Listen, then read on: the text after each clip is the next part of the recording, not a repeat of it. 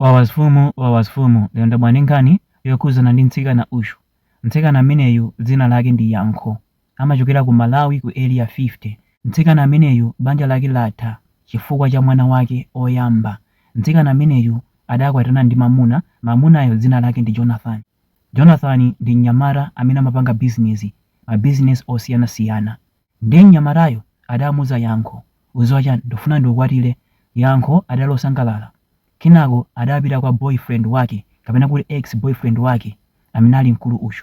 Mkulu ameneyu dzina lake ndi Wisdom. Wisdom ndi Yankho adali pa chibwenzi. Zotsatira zake chibwenzi chawo chinasokonekera, komabe amachezabe limodzi. Ndi Wisdom anamuyitana Yankho kuti akampase dog komaliza asadakwatire. Ndipo Yankho adapita kwa Wisdom, anakagonana. Zotsatira zake wina aliyense adayendera yake. After a week Jonathan anamkwatira Yankho, amakhala limodzi. Koma Yankho sankadziwa zakuti Wisdom uja adamupasa mimba. Adambokhala wiki mu banja muja, kenako adambosanza. Yankho ankaganiza kuti mwina mimbayi ndi ya mamuna wake wanyuwani. Mamuna ujaso ankaona ngati mimba ija ndi yake. Anayilera mimba ija mpaka na mwana anabadwa. Atabadwa mwana adamba kumulera mpaka na mwana uja adakula. Koma nakukula mwana uja, Yankho adali ndi mafunso chifukwa kuti mwana uja adali ndi birthmark kumbuyo. Ex boyfriend wakeso adali nacho.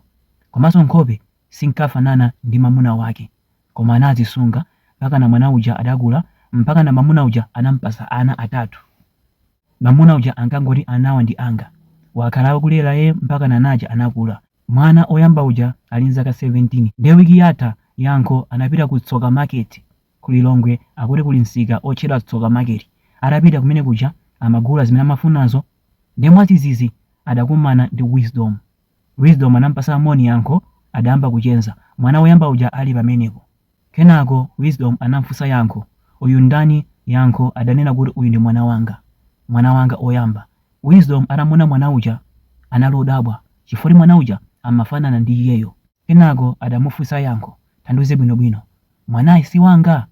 Yankho ananena kuti no, mwanayi si wako, mwangofanana. Anati okay yabwino, koma atamona mukhosi mwana uja anali ndi birthmark chimene Wisdom ali nachonso. Kenako anamuza Yankho, uziwa chani mwanayi ndi wanga, tamone birthmark china chilichonse ndendende ngati ineyo, mwanayi ndi wanga, tandiuze chilungamo. Yankho anayankha kuti eya ndi zoonadi mwanayi ndi wako, koma chonde lekeni mwanayo akwanitse zaka 18 ndi pamene tizakambe za mwanayo. Panopa musiyeni chifukwa choti amuna anga ku nyumba amona ngati mwanayi ndi wake. Ndi chonde mamuna wanga akaziwa zoti mwanayi si wake, banjali lingathe kuvuta. Chonde ndikhululukire, ndisiyire mwanayo. Wisdom ananena kuti nono, zimenezo nzosatheka, mwanayi singakusiyire, ndikufuna mwana wanga. Mkozo wa ine sindingalole kuti wina wake azulera. Ine ndili moyo, singapeke nsembe mwana wanga chifukwa cha banja lako. Ndi anthu aja amalimbana mpaka na Yankho ananyanyala, anakwiya. Atakwiya ananyamuka kumapita pamodzi ndi mwana uja. Wisdom anati okay yabwino, ananyamukanso kumapita. Mumtima ali ndi mapulani ena.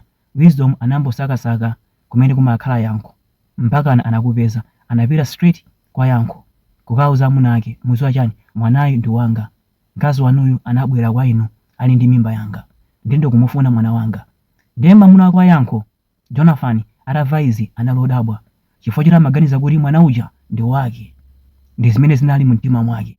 Kenako Jonathan anamufunsa Yankho, zimene akamba Wisdom ndi zoona? Yankho anati eya.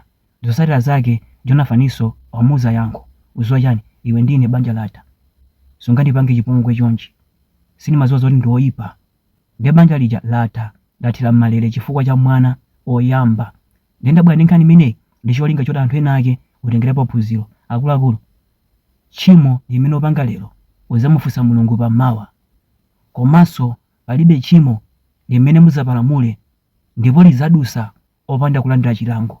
Tchimo lililonse limene ukupanga ukuyenera ulandire chilango. Ndi akuluakulu, chonde mukamapanga zinthu muziganiza pammawa kuti pammawa izizi zitapangidwa expose zandithera bwino kapena zizavuta. Ndikumapanga zimene mupangazo, kumaganiza za pammawa osamaganiza za lero. Fani lero linama. Akuluakulu, khalani osamala mu china chilichonse chimene mukupanga.